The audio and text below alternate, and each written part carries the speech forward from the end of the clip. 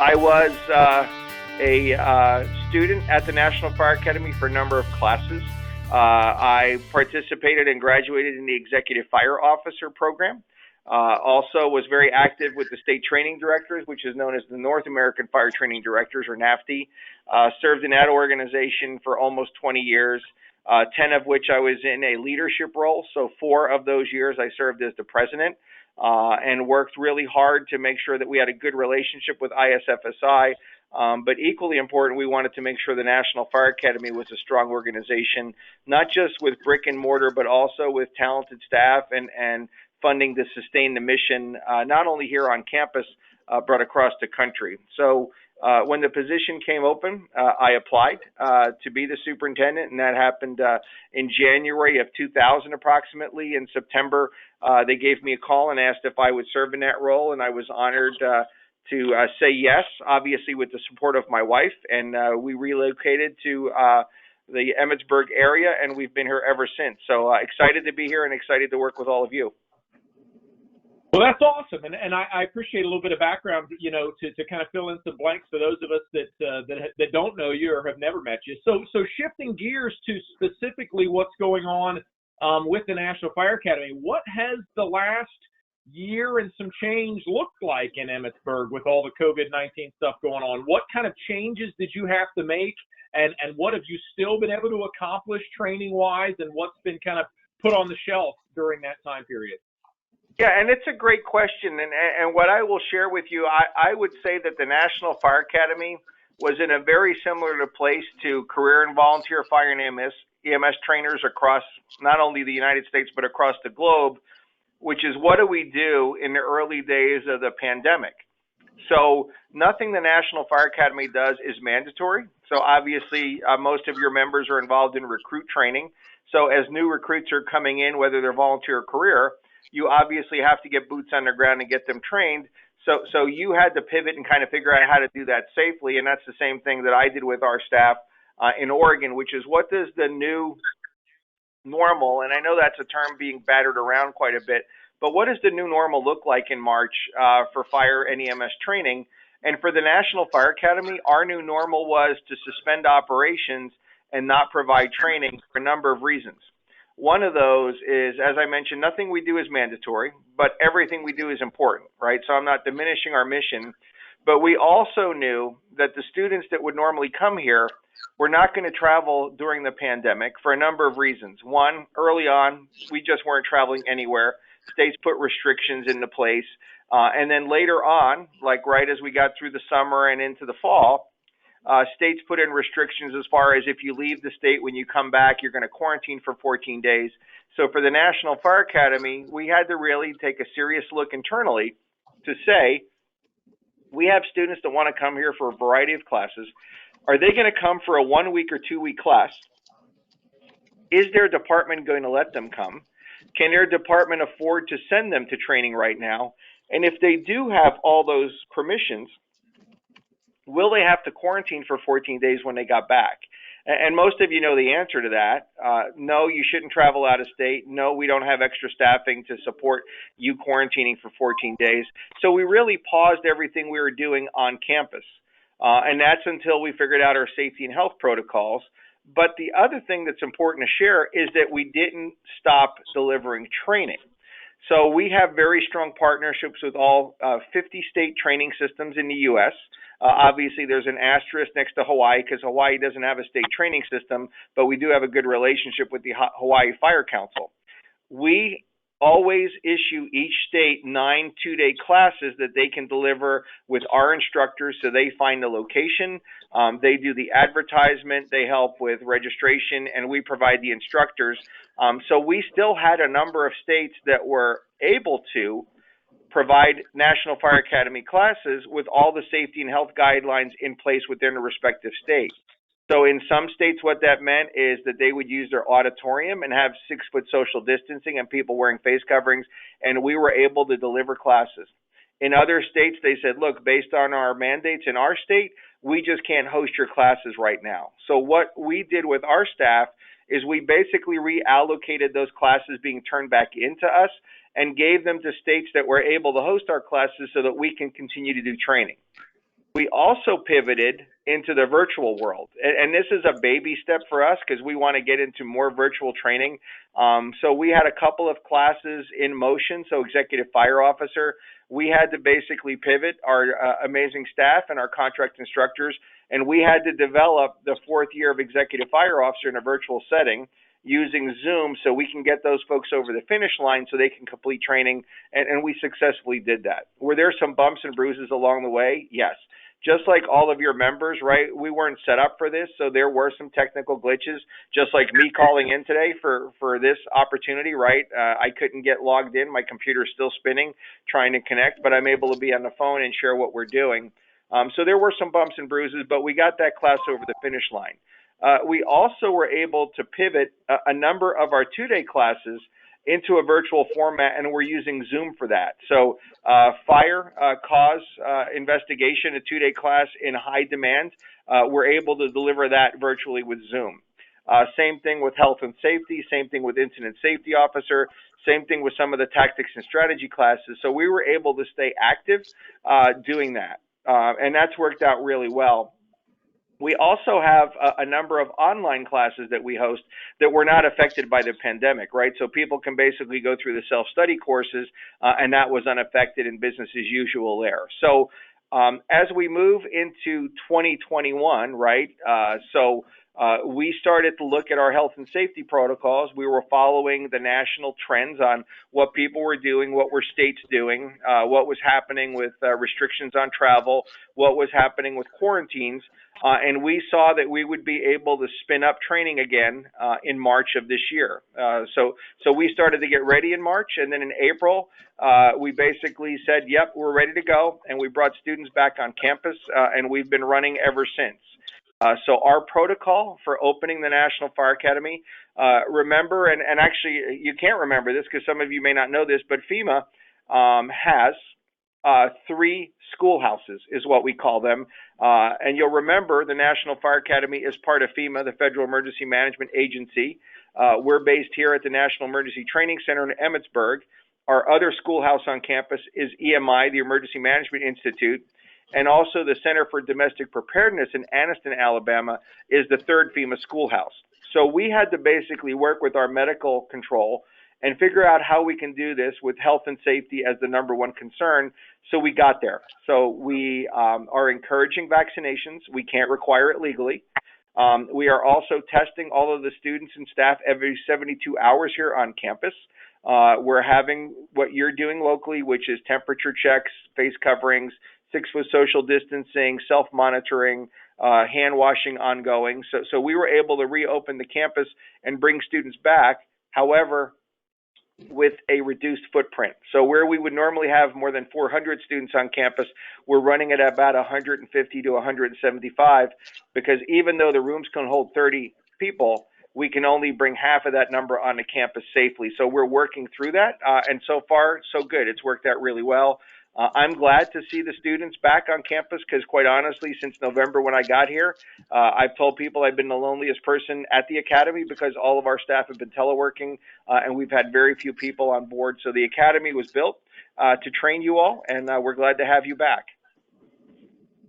So a question for you, and I'll throw this out to the group as well. We certainly have a lot of great experience and knowledge on the happy hour today, and we want to try to get a good discussion going on this stuff as well.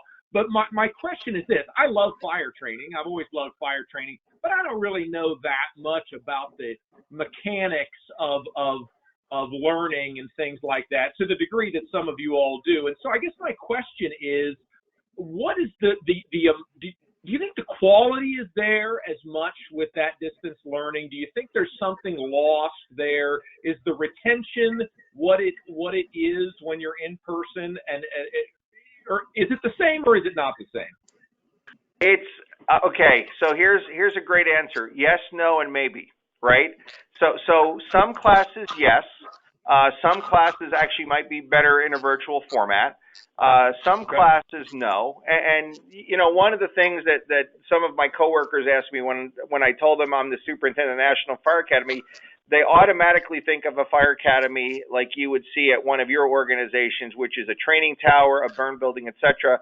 And they go, geez, you must have hundreds of fire trucks at the National Fire Academy. And I said, the answer is the National Fire Academy doesn't have any fire trucks, right? Our fire truck comes from Vigilant Hose here in downtown Emmitsburg, and that's our fire protection.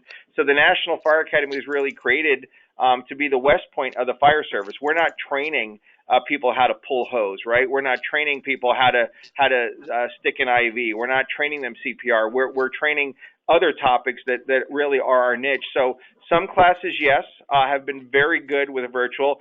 Other classes aren't designed for virtual. So one of the best examples is we offer a number of tactics and strategy classes where the classes have to go into our simulation lab, and they're basically running a multi-alarm incident, and they're learning how to do that and then applying their skills.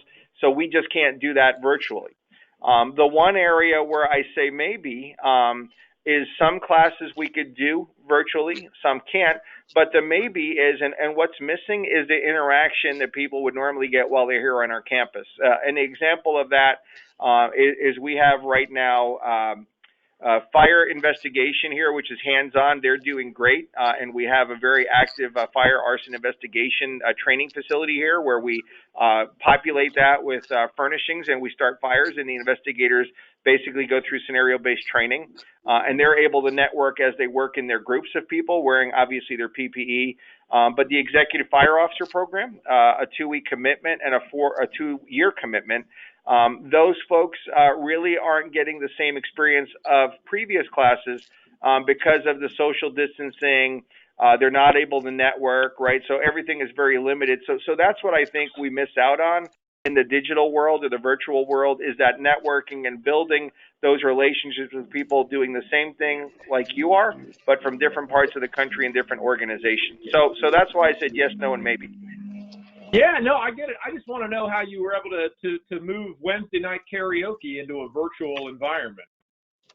Yeah, well, and that's, for those of you who have never come to the National Fire Academy, and I'll plug it throughout because that's what I do, right? We don't charge for anything that we offer because your taxes are paying for our services.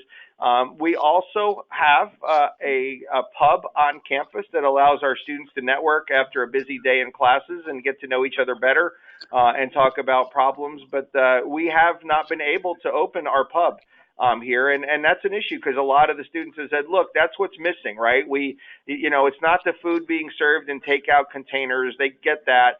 It's that network and that interaction that they're used to having here that's a lot different now. And at the end of a busy day, having a cold beverage with your classmates and talking about issues and talking about what you learned is a benefit. So right now, we're just not able to do that. Yeah, I'm just joking around, obviously, but I think it's certainly from my experiences there over the years, that's just as valuable, and that's not to diminish the curriculum, but just as valuable as the in-class time as the out-of-class time. Mike, did you unmute there? Do you have any thoughts on the virtual environment versus in-person? I think it was a great response because I think it's going to totally depend on the content and what's being delivered. So I think there's some stuff that'll transition great, quick and easy, and I think there's other stuff that just probably, will not. So I think it's going to come down to what the actual subject matter is and how it can be presented. But just by, and of course not everybody has their video up, but just by a show of hands, I guess there's only a few of us. Who has been to the National Fire Academy? All right, Caleb, we got to get you over there to Emmitsburg, brother. I'm going in September, I believe. Okay, nice. And Vince, so a question for you, up north of the border, what's the equivalent in Canada? Is there one? No, I don't think there is one. They used to have the fire academy in Ottawa, but that closed down. Gravenhurst. Yeah, I'm based out in Fort Mac in Alberta, and each province has their own sort of schools. And since about 4 or 5 years ago, since the training comes out of a book as opposed to modularized courses that they used to be up here anyway, then if you have a big enough facility yourself as a fire department, you can host your own training, providing you've got the burn towers and things like that, and you can train through the courses that you are presenting or teaching. So yeah, we're about to have our first big crop here open up in King Commission, and so the future is potentially unlimited, but COVID, as we all know, has stopped everything. For income generation, stuff like that. So. Gotcha. All right. Well, thank you, Chris. So Eriks, I'm gonna pivot back to you, and let's move forward into some of the other program updates. What's new over there? What's new with EFO and with managing officer and some of the popular programs and getting that back online? I know I certainly saw a lot of activity on social media recently with folks waiting with bated breath for their notifications for EFO acceptance and things like that. So what are some of the big program updates? Yeah, so let's kind of work through the gauntlet, right? So EFO obviously is one of the premier programs that we're very proud of here at the National Fire Academy. And for those of you not aware, EFO, Executive Fire Officer, requires that you have a bachelor's degree for application. And then we also have a screening process that looks at what your position is with the organization, what your level of authority is, how many years of service you have, and then you answer a number of questions that allows our panels to basically score the applications coming in.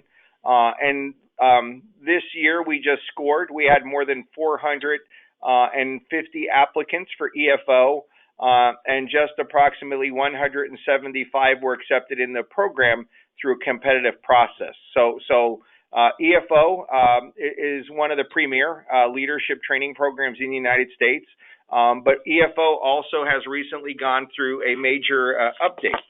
And the reason for the update, and I'll kind of use my experience with this and why we did it. What I didn't mention to you all as we started this is that I also had the privilege of serving on the Board of Visitors at the National Fire Academy for approximately 4 years. And the BOV is established in federal law, and the Board of Visitors is very similar to a college board of trustees, and the BOV's purpose is to make sure the National Fire Academies are relevant, that the National Fire Academy is meeting its legislative mission, to make sure the National Fire Academy facilities are appropriate, and to also make sure that the National Fire Academy is well funded. So as the Board of Visitors was having its meetings, one of the things that staff brought forward was that the Executive Fire Officer program needed to be reviewed. We needed to kind of lift up the hood, if you will, put it up on the rack, and see what changes need to be made. So the Board of Visitors worked with staff, had really good deliberations. We brought in a number of work groups to help us. And at the end of the day, what the Board of Visitors recommended were two things. One is that the Executive Fire Officer program needed to be shortened from 4 years, and the recommendation was to 2 years. However, the BOV did not want it to be watered down. The BOV did not want EFO to cut corners. In fact, it was quite the opposite. The Board of Visitors asked NFA staff to increase the academic rigor of the program. So what that led to was a redesign of EFO. It's just finished up over the last year. And your comment, it was accurate, right? Because we didn't do training since last March. We had a lot of people accepted the EFO that were kind of waiting in the wings to come back to campus to begin their experience. And that class arrived last month. So the new revised Executive Fire Officer program is a 2-year cycle. And there are 4 semesters in the EFO updated mod. So semester 1 has both a online or a mediated version and then an in-person version. And we've got 5 classes here over the last 6 weeks going through that first residential one. Semester 2 is similar, an online and an in-person.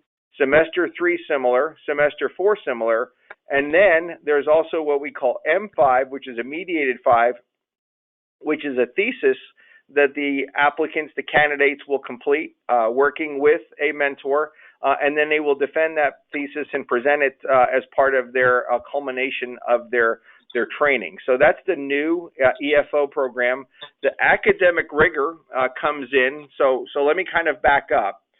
Under the old EFO program, it took 4 years, so each year you came back for 2 weeks, and then after each EFO class, you wrote an applied research paper, which then you submitted, it was graded, and then that scheduled you for the next year. The old EFO program was at the bachelor's level. So all of the National Fire Academy classes we offer are ACE accredited, which means the American Council of Education comes in. They review our curriculum, they review the assignments that we do, the projects, the papers that we have students complete, and then they give it a rating on this class is equivalent to a 100, 200, 300, 400 level class in this area. So we love having an outside third-party reviewer. And I'm excited to tell you that the new executive fire officer, the first class submitted to review for ACE, came in at the graduate level, which was really the vision of the Board of Visitors, right? We wanted these men and women coming to the program to be able to use the training and education that they're receiving here from us and participating in toward a master's degree. So we got the first class through that process, and that's our vision for the remaining semesters, which is they all will be at the graduate level of rigor. So we're pretty excited about it. As with any pilot, and since the audience is training officers, you know, you develop a new class, you think it's going to go really well, you've thought about what it's going to look like and all the activities, and like with any class, and we knew this going in with a pilot, there have been some bumps and bruises along the way, but that's okay because everything that's being brought up and everything that we're seeing can be fixed. So the students who are fire officers from across the country at different levels, from different size agencies, different states, have appreciated the experience. They're giving us great feedback, which will allow us to make the changes that will make this first class even better. And then we're right around the corner from having those students that are finishing up here now get ready for semester 2. So that's kind of the EFO program, but I'd be glad to answer any questions before I jump to the next one. Absolutely. Let's open it up to the floor here. Any questions specifically about the EFO program? Any EFO grads on the call today? I'm 0 for 1 at getting in. I'll try again another day.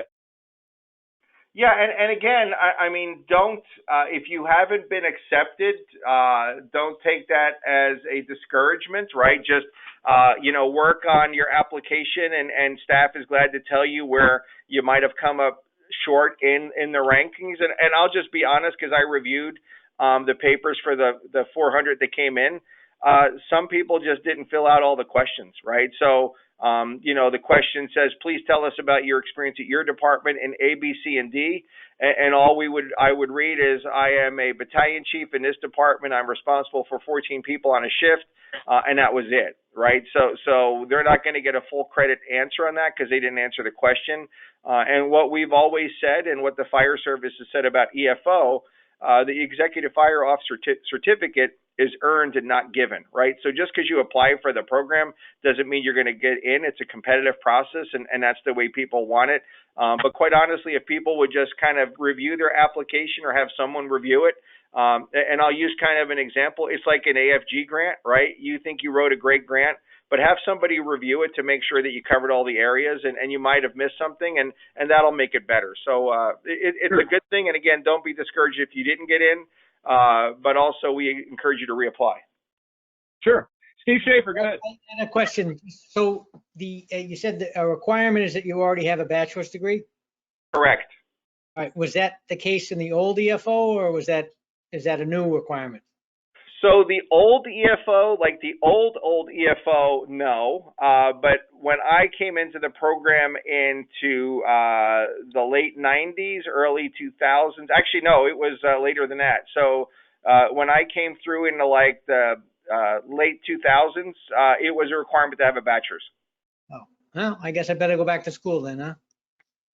Well, and here's what I'll tell you. There's never been an easier opportunity for you to get a bachelor's degree with your life experiences and all the things that you've done, because colleges are looking to work with individuals to give you experience for life experiences, and the training classes that, we've all got these binders full of certificates, right? Sit down with your college counselors and say, look at what I've done over the last 10, 20, 30 years. What will you give me credit for? And you might be surprised.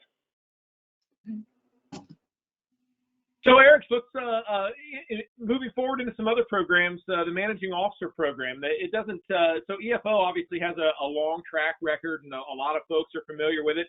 Managing officer is a little bit more, shorter duration in terms of the grand scheme of Emmitsburg. So how has that program been going, and what's the future there? So managing officer is very similar to EFO, but also very different. The audience is for company officers, either current or future. And this program was delivered 10 years ago, so it's the 10th anniversary of MO, Managing Officer. So we're going to be working with the Board of Visitors later this year to evaluate this program to make sure we're still meeting the needs of the fire service. But the idea there was, where do we send our current or our upcoming fire service leader that are not at the chief level, but are at the company officer level? So very similar to EFO. There are 4 classes in the series that the students take. There are a number of activities involved in that. There's also prerequisites that they have to take before they come in to the program here. So some of those are delivered on the state level. So the prereq classes are available. And again, that way those students coming in from fire departments across the country come in with the same base of knowledge. So when they hit the campus here, they're ready to go. So that's been a very good process for us, and it's worked out really well. And for that one, in case you're wondering, the folks being considered for managing officer either have to have an associate's degree or a minimum of 60 college credit hours equivalent at the quarter level. So those are the requirements there. So it's a lesser requirement, but again, it's at the company level, but there is some rigor to that. So that program also is in high demand, and we'd love to have people apply for that. Okay. Mary and Kayla both have questions. Go ahead, Mary. Eriks, I'm wondering if since you were the one that read the papers this year, you've probably seen some of the issues that arise with people that don't have the writing background to prepare them for doing that kind of a paper. And I'm wondering if in the new program, if there's any kind of prerequisites for the writing piece, or how you're addressing the gap that we often see. I was an EFO paper evaluator after several years, and I still help people. So it seems like it's been an unmet need. Yeah, and Mary, it's a great question. And let me share with you the feedback that I heard as a state training director, and also the feedback that I have heard coming into the National Fire Academy. So one of the things that I have heard, working with city managers, with mayors, with elected officials, with fire board members, was really an issue that I think we should take to heart and think about as fire service instructors and educators, which is, when we're looking to promote someone to be the fire chief, one of the things that I constantly heard from elected officials and city managers is that we want that person to be the CEO of the fire department, not to be the chief firefighter. So what I mean by that is the city managers, the mayor's elected officials said, look, we'd like this person to be able to give a presentation to the city council about X, right? Call volume, or about community risk reduction. You know, this individual should also understand fleet management. They should also understand building construction, all these different things that we expect the leader of an organization to know. So both MO and executive fire officer capture that. And your point is spot on, because you know, one of the biggest weaknesses in the fire service, and by fire service I also mean EMS, is our report writing abilities and our ability to write. So we do have a class that we offer now to help people write papers, but also we encourage applicants to take advantage of their community college programs, such as a Writing 121 class. You know, writing to a form, because writing is a weakness for us. And I'll just share with you my experience at the state level and as a deputy fire chief for our community and this is like the exciting news, but also the challenge of technology, because I saw people writing memos for official business that looked like they were texting somebody. Yes. And, you know, that's something we should all be concerned about, because while it's exciting to have an iPhone available at your lap and you could shoot off a text message to somebody, that's very different than me writing an investigation report after a fire, or me writing a run report, or me writing a memo to the city manager about why we need to replace apparatus. So while we're doing something with the writing area, we've also been encouraging students to get involved in programs if they haven't, to help themselves be a better writer through a community college program or even a university. But writing is a weakness for not just fire, but public safety. But as all of you know, writing is a key element of what we do in the fire and EMS service, which is we do a lot of writing. So one more thought on that is that the NFA also offers the CESS, the Communications for Emergency Services Success, which is a week. It's the 10-week. It's one of the new hybrids, and we're just finishing up the pilot in June. But that would be another course to recommend, because in its past versions, I can't tell you how many students would complete that class and then say, gosh, I wish I'd had this before the EFO program. People that went back and took that. So that's something in-house that really helps better prepare people for, it doesn't prepare them for the research, but it prepares them for just about every other part of the writing process. No, you're spot on, Mary, and I think it's a good springboard, right? And what we've been talking about is two program areas, right? EFO, managing officer. But what Mary's sharing, and I would encourage all of you, right, and you might be doing this while we're visiting, but go to our webpage, and we have dozens and dozens of classes that we offer here in Emmitsburg, also on a 6-day regional delivery format, and also on a 2-day state delivery format. And some of those are as basic as we just piloted this weekend a brand new course that used to be called TOSD, Training Operations for Small Departments, but now we've updated that program and it's called Training Management, and we just piloted that this weekend as a state delivery virtually. We had more than 25 participants from a number of states, and they loved it, right? So in some cases, we have people that, like, I'm the new training officer, what do I do? We have a lot of resources. So while we talked about MOEFO, we have classes to help instructors become better instructors. As Mary mentioned, we have a lot of classes that help kind of professional development. So there's a lot of things on there. Budgeting is another one. So take a look at what's there. And if it's not for you, here's the role I always know I had as a training officer, which was being the person that said to your coworkers, right, the people you're working with and for, whether they're career or volunteer, this is the National Fire Academy. Take a look at the classes. Maybe there's something you're interested in, and we would love to send you, right? So you're also part of that professional development team, which is looking at, where's my next fire investigator? Where's my next community risk reduction person? Where's my new EMS manager, right? So those are some of the classes we have here in addition to EFO this week, and those folks are equally important to the service we provide. And there's writing assignments in there. There's papers. There's also in-class activities, but a lot of different things that people can do that they'll really benefit from. So thank you, Mary, for the plug and for the information. Welcome.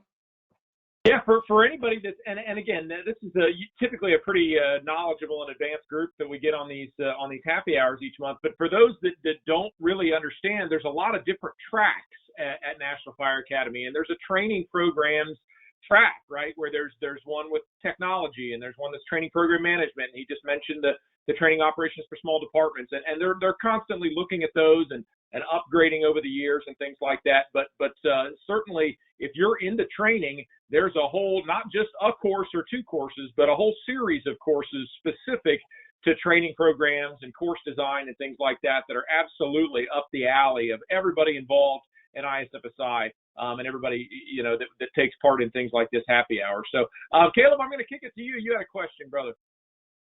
I have a sort of a specific technical question related to the application. So I'm finishing up the last prerequisite for the managing officer program in 2 weeks. And then it says on the website to apply for R0385 applications of community risk reduction. Is that the only application that you fill out for the managing officer program, or is there a separate one as well? I believe so, but do me a favor. I put in the chat my email address. Shoot me an email with your question, and I want to include admissions in a CC, and I want to make sure we get you the spot-on answer so your application gets accepted. Okay, thank you. Yeah. And for anybody else that hasn't noticed it, over in the chat, Eriks posted the direct link to the admissions website there. So make sure you're getting your applications in. Currently open, correct? Currently open for classes after October, and I'll send you another link, right? So you're getting some inside baseball if you're not aware of our webpage. But I will also send you a list of immediate vacancies at the National Fire Academy, because there are times, and this won't surprise any of you as trainers, but people are scheduled for a class and can't make it, right? Life happens, work happens, family happens.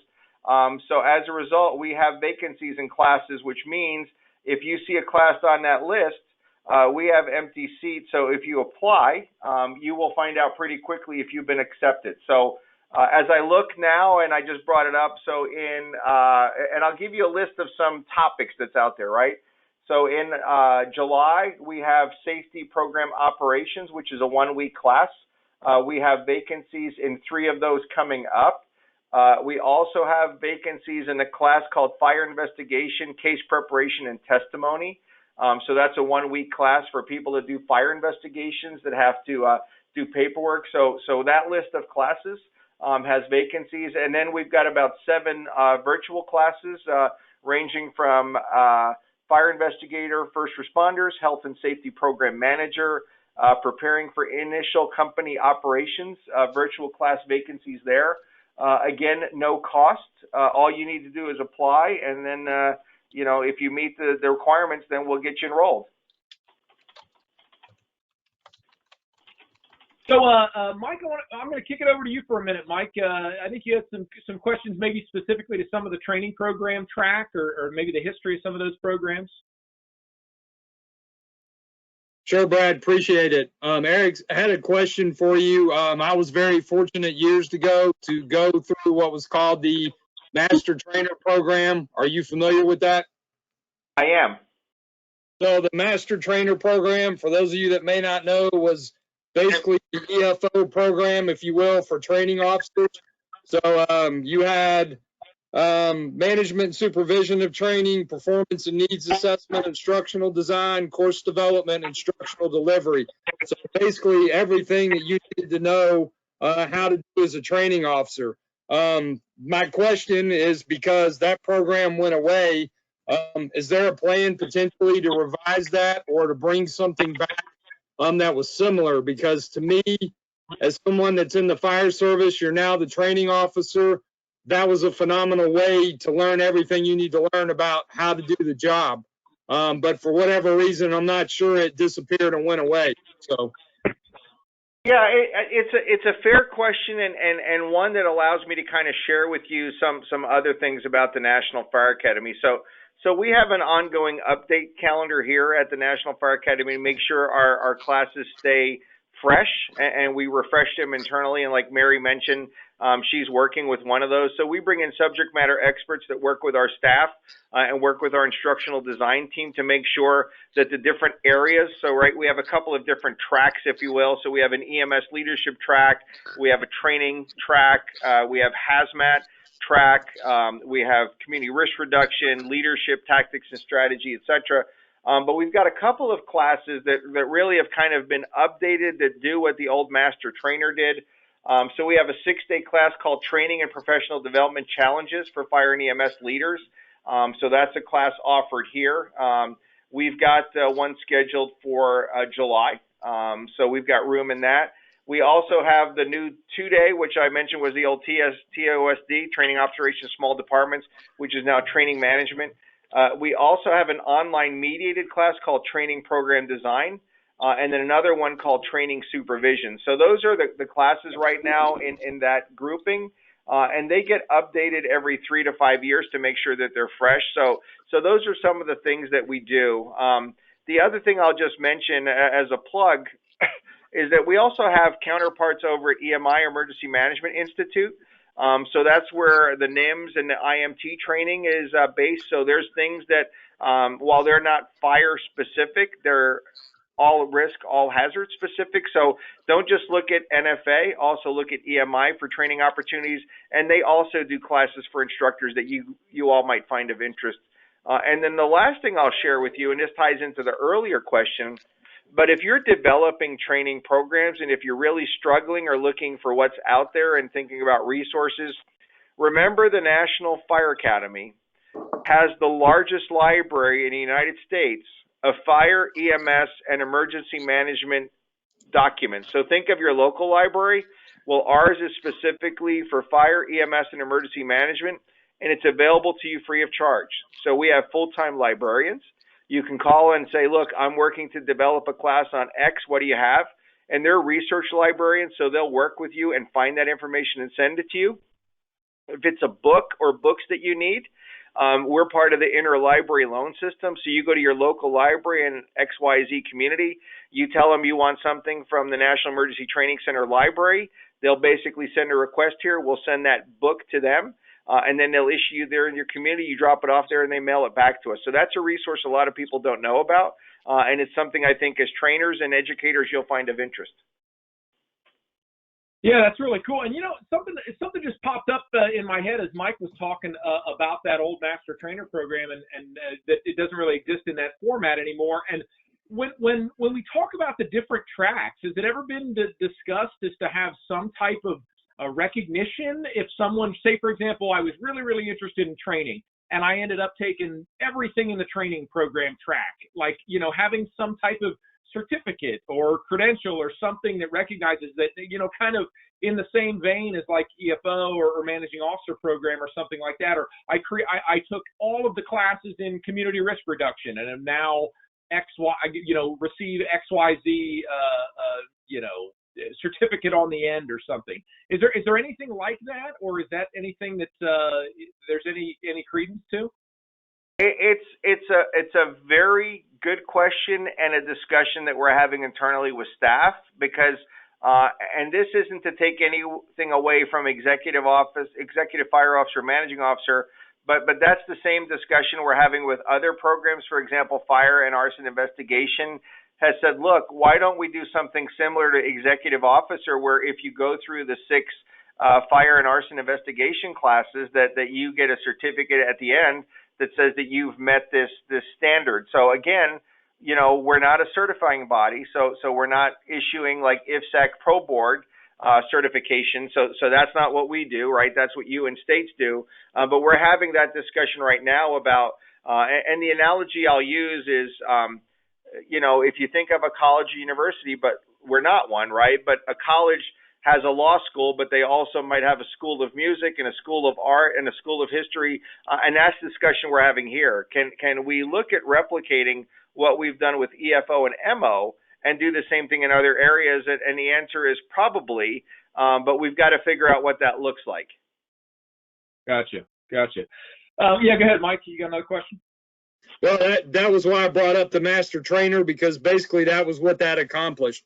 Because when you went through that and went through all the different courses at the end, you had something that said that you've done everything you need to do to meet the requirements to basically be a training officer.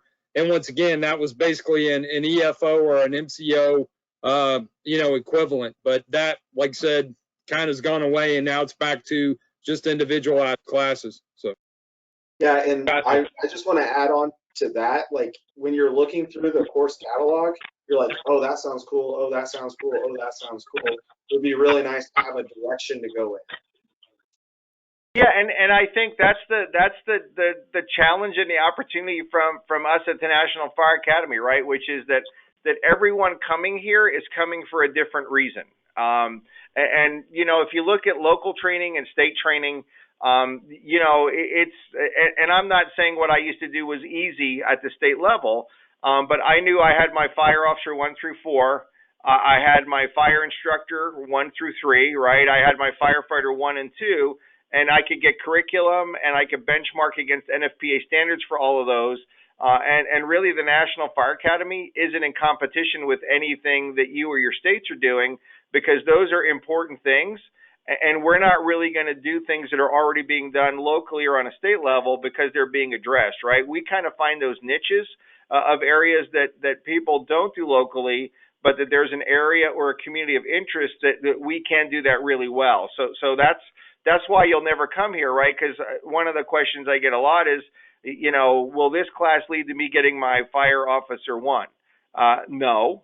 This class will hit some elements of Fire Officer 1, but you're not going to get a Fire Officer 1 certificate because you complete this class. So those are issues that you all deal with, and I get to answer those questions quite a bit, because we're in an era where a lot of people won't go to a class unless they get a certificate, right? So there's a lot of important training that doesn't give you a certificate. You get certificates of completion for National Fire Academy classes, but you know, the discussion we're having, you know, can we build maybe that master trainer back? Maybe, right? We'll just have to look at that. But right now we're kind of getting EFO stood up and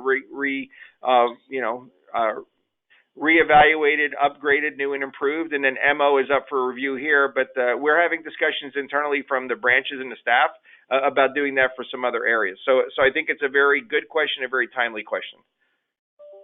All right, so we're rapidly approaching the end here. We got about 5 minutes left. I want to grab another question from the chat over there from Chris up in Alberta. It says, will the NFA share with me in Alberta if needed? And so I'd make that a broader question for you, Eriks. What is the interaction, if any, with National Fire Academy across country borders? And do students come in from, you know, Canada, Mexico, things like that? Is that an option? And what's that look like?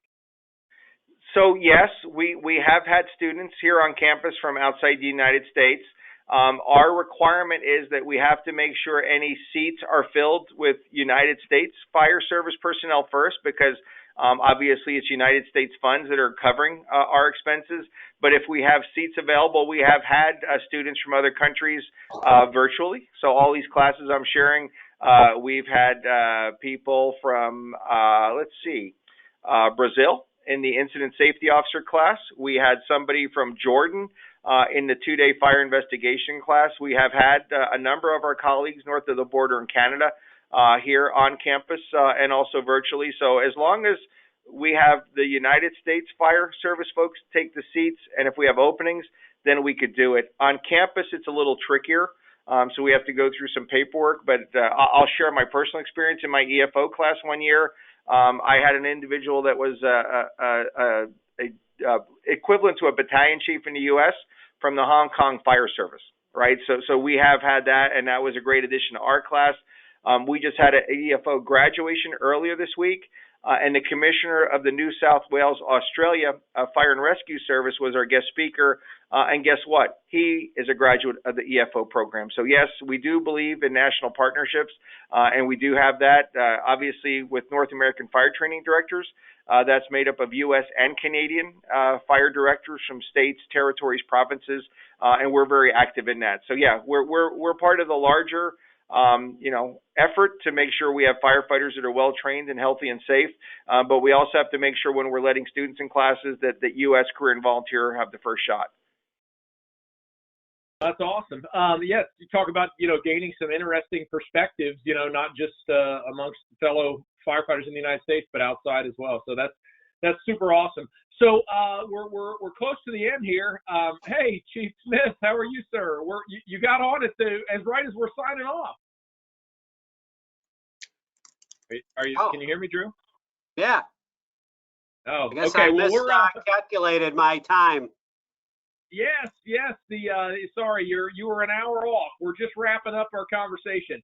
Okay. But for those that don't know him, that's Chief Drew Smith from up in the Chicago area. So, any final questions amongst everybody that's been on the happy hour for Eriks before we sign this thing off? I just wrote a question. I was wondering if the NFA had found a replacement for the D2L system for the online deliveries. Last I'd heard, we didn't have a replacement. So yes, we are moving forward with an acquisition for a learning management system, and that will be Blackboard. So one of the things that is interesting and what I'm learning about with the federal government is that there are a lot of regulations within FEMA and Department of Homeland Security on electronic devices for obvious reasons. So we're in the acquisition phase. So we have Blackboard, but now we have to go through what's called an authorization to operate, which is to make sure when we turn it on and let people start plugging in, that we have all the security guidelines in place that the Homeland Security wants us to have to make sure that the infrastructure is protected. And that's really the reason D2L went away, because it didn't meet those standards, and we were directed to take it offline. So our goal is to have it basically in a testing mode in June, and then we'll turn it on in July, because a lot of the classes that we've talked about, EFO, MO, some of the others, have online vehicles that we would use through that new learning management system. And then that also will open us the door for us to create more online with that platform. Great, thanks. All right. Well, I think we're going to have to go ahead and wrap it up here. As usual, we oftentimes end up with plenty more to talk about than we have time to talk about it. So we certainly can pick up this conversation again next month with I forget exactly what our topic is next month, and we'll certainly maybe we can get Eriks to sign on to do another one of these a little bit further down the line if we've got some more National Fire Academy stuff to get to. So Superintendent Gabliks, thank you very, very much for joining us. And everybody else for tuning in, and thanks very much. Have a good rest of your day. Yeah, thanks, gang. Sorry you couldn't see my picture, right? I'm still logging in, but share the word. National Fire Academy is one of our best kept secrets, so just go online, apply, and did I mention it's free? So come and see us, and once you get here, you will be excited, and you'll want to come back, and more important, you're going to want to tell other people to come and see us. So thank you for the time, and good seeing you, and again, happy anniversary. Good 60 years so far. Awesome. Thank you. Thank you so much. Thanks, everybody, for taking an hour of your day to come hang out. Have a good night. Thank you all.